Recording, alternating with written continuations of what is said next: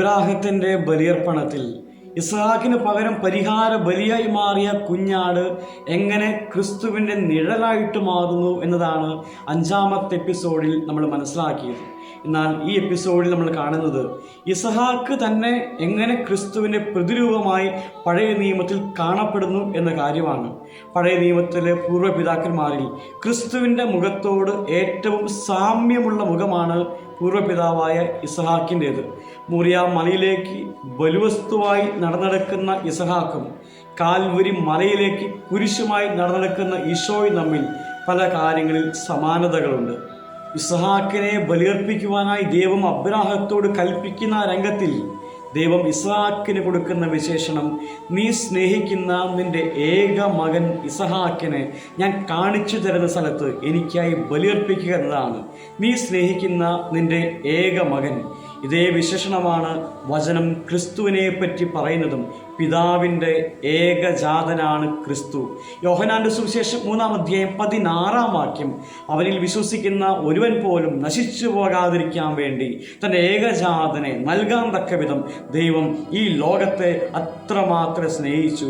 ഇസ്ഹാക്കിനെ പറ്റി പറയും ഏക മകൻ, ഈശോയെ പറ്റി പറയും ഏകജാതൻ. രണ്ട് വിശേഷണങ്ങളും ഒരേ അർത്ഥം സംഭവിക്കുന്നവയാണ്.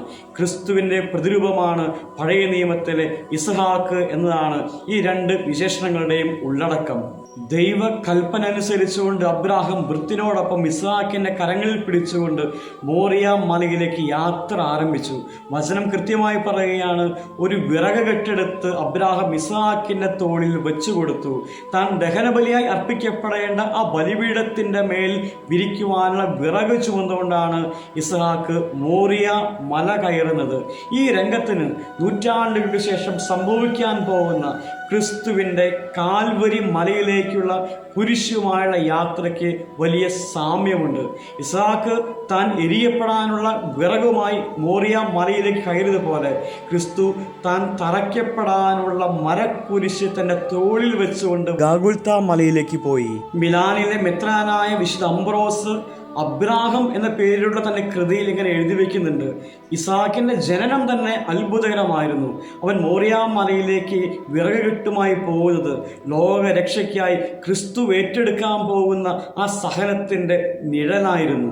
അബ്രാഹം ഇസ്ഹാക്കിന് ബലിപീഠം ഒരുക്കിയ ആ മോറിയ മലയും ഈശോ കുരിശിൽ മരിച്ച ഗാഗുൽത്ത മല അഥവാ കാൽവരി മലയും തമ്മിൽ വലിയ ബന്ധമുണ്ട്. യഹൂദ ചരിത്രപ്രകാരം മോറിയ മലനിരകളുടെ ഒരു ഭാഗമാണ് ഗാഗുൽത്ത മല അഥവാ കാൽവരി മല.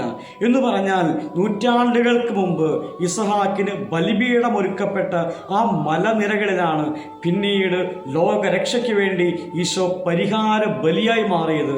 അന്ന് നടക്കാതെ പോയ ബലിയർപ്പണം ഇവിടെ ഈശോയിൽ പൂർത്തിയാക്കപ്പെടുന്നു എന്നുകൂടെ ഈ വചനഭാഗത്തിൻ്റെ ബന്ധം നമ്മുടെ മുമ്പിൽ സാക്ഷ്യപ്പെടുത്തുന്നുണ്ട്. ഇസ്ഹാക്കിൻ്റെ ബലിയർപ്പണത്തിൽ താനാണ് ഈ ബലിയിലെ ബലിവസ്തു എന്നറിഞ്ഞിട്ടും ഇസ്ഹാക്ക് യാതൊരു തരത്തിലുള്ള എതിർപ്പ് അബ്രാഹത്തോട് ദൈവത്തോട് പ്രകടിപ്പിക്കുന്നില്ല. ദൈവം അബ്രാഹത്തിന് കൊടുത്ത ആ കൽപ്പന അത് പൂർത്തിയാകാൻ സ്വമനസ്സ ഇസ്ഹാക്ക് നിന്നു കൊടുക്കുന്നത് പോലെയാണ് വചനം വായിക്കുമ്പോൾ നമുക്ക് മനസ്സിലാക്കാൻ സാധിക്കുക. അപ്പനെ എതിർക്കാനുള്ള ആരോഗ്യവും അറിവും ആ പ്രായത്തിൽ ഇസ്ഹാക്കിനുണ്ട്. അവൻ തീരെ ചെറിയ കുട്ടിയല്ല. അതിൻ്റെ സൂചന വചനത്തിൽ കാണാൻ സാധിക്കും. അബ്രാഹം ഒരു വിറക് കെട്ടെടുത്ത് ഇസ്ഹാക്കിനെ തോളിൽ വെച്ചു കൊടുത്തുകൊണ്ടാണ് അവർ മോറിയ മല കയറുന്നത്. ഒരു കൊച്ചുകുട്ടിയാണെങ്കിൽ ഒരിക്കലും അബ്രാഹാം അങ്ങനെ ചെയ്യുകയില്ലല്ലോ. വിറക് കെട്ട് ചുമക്കാൻ മാത്രമുള്ള ആരോഗ്യവും പ്രായവും അന്ന് ഇസ്ഹാക്കിനുണ്ട്. പക്ഷേ അല്പം പോലും എതിർപ്പ് ആ സമയത്ത് ഇസ്ഹാക്ക് പ്രകടിപ്പിക്കുന്നില്ല. ഇത് ഈശോയുടെ ബലിയർപ്പണത്തിന് പ്രതീകമാണ്. കർത്താവിനെ ആരും നിർബന്ധിച്ചല്ല കുരിശിലേക്ക് പറഞ്ഞയച്ചത്. അതിനെപ്പറ്റി കുരിശിൽ താൻ ജീവൻ അർപ്പിക്കാൻ പോകുന്നതിനെപ്പറ്റി ഈശോ യോഹന്നാന്റെ സുവിശേഷം 10-ാം അധ്യായം 18-ാമത്തെ വചനത്തിൽ ഇങ്ങനെ പറയുന്നുണ്ട്, ആരും അത് എന്നിൽ നിന്ന്, അതെന്ന് പറയുമ്പോൾ എൻ്റെ ജീവൻ എന്നിൽ പിടിച്ചെടുക്കുകയല്ല, അത് ഞാൻ സ്വമനസ്സാ സമർപ്പിക്കുകയാണ്.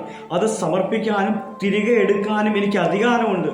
ഈ കൽപ്പന എൻ്റെ പിതാവിൽ നിന്നാണ് എനിക്ക് ലഭിച്ചത് എന്ന് പറഞ്ഞാൽ ഇസ്ഹാക്ക് തൻ്റെ ജീവൻ സ്വമനസ്സ ആ ബലിപീഠത്തിൽ അർപ്പിച്ചതുപോലെ ഈശോ സ്വമനസ്സാൽ ലോകരക്ഷയ്ക്ക് വേണ്ടി പിതാവിൻ്റെ ഹിതമനുസരിച്ചുകൊണ്ട് സ്വമനസ്സ തൻ്റെ ജീവൻ കുരിശിൽ അർപ്പിക്കാൻ പോവുകയാണ് എന്നാണ് ഈ വചനത്തിൻ്റെ അർത്ഥം. ഇസ്ഹാക്കിൻ്റെ അനുസരണത്തെപ്പറ്റി അലക്സാണ്ട്രിയയിലെ വിശുദ്ധ സിറിൽ എഴുതി വയ്ക്കുന്നത് ഇങ്ങനെയാണ്, പിതാവിൻ്റെ ഇഷ്ടത്തിന് പരിപൂർണ്ണ പരിപൂർണമായി വഴങ്ങിക്കൊടുത്ത ഇസ്ഹാക്ക് മരണത്തോളം പിതാവായ ദൈവത്തെ അനുസരിച്ച ക്രിസ്തുവിൻ്റെ അനുസരണത്തിൻ്റെ പ്രതിരൂപമാണ്. 3 ദിവസത്തെ യാത്രാ ദൂരമാണ് അബ്രാഹത്തിന് വീട്ടിൽ നിന്ന് മോറിയ മലയിലേക്ക് എത്തിച്ചേരാൻ വേണ്ടിയിരുന്നത്. ഈ 3 ദിവസം കൊണ്ട് അബ്രാഹത്തിൻ്റെ ഉള്ളിൽ, അബ്രാഹത്തിൻ്റെ മനസ്സിൽ ഇസ്ഹാക്കിൻ്റെ ബലിയർപ്പണം നടന്നു കഴിഞ്ഞിരുന്നു. ഇനി സംഭവിക്കേണ്ടത് മനസ്സിൽ നടന്ന ആ ബലിയർപ്പണം അത് യാഥാർത്ഥ്യമാവുന്ന കാര്യം മാത്രമാണ്. മോറിയ മലയിലെത്തി അബ്രാഹം ബലിപീഠമുണ്ടാക്കി, അതിന്മേൽ വിറകടുക്കി, അതിന്മേൽ ഇസ്ഹാക്കിനെ ബന്ധിച്ച് കിടത്തി അവനെ ബലിയർപ്പിക്കാൻ വേണ്ടി കത്തി ഉയർത്തുമ്പോൾ ദൈവം ആ ബലിയർപ്പണത്തിൽ നിന്ന് അബ്രാഹത്തെ തടയും. അങ്ങനെ 3 ദിവസത്തിന് ശേഷം അബ്രാഹത്തിന് 3 ദിവസം മുമ്പേ മനസ്സിൽ ബലിയർപ്പിക്കപ്പെട്ട് കഴിഞ്ഞ ഇസ്ഹാക്കിനെ 3-ാം ദിവസം അബ്രാഹത്തിന് തിരികെ കിട്ടുകയാണ്. ഇത് ക്രിസ്തുവിൻ്റെ പുനരുദ്ധാനത്തിൻ്റെ പ്രതീകമാണ്. 3-ാം ദിവസം മരണത്തെ പരാജയപ്പെടുത്തി കല്ലറയെ ഭേദിച്ച് കർത്താവ് ഉയർത്തെഴുന്നേറ്റു. അതിൻ്റെ പ്രതീകമാണ് 3-ാം ദിവസം അബ്രാഹത്തിന് ഇസ്ഹാക്കിനെ തിരിച്ചു കിട്ടിയത്. ചുരുക്കത്തിൽ പഴയ നിയമത്തിൽ ദൈവം ഇസ്ഹാക്കിലൂടെ കാണിച്ചു തന്ന ആ നിഴൽ പുതിയ നിയമത്തിൽ ക്രിസ്തുവിൻ്റെ പീഡാസഹനത്തിലും കുരിശുമരണത്തിലും യാഥാർത്ഥ്യമായിട്ട് മാറി.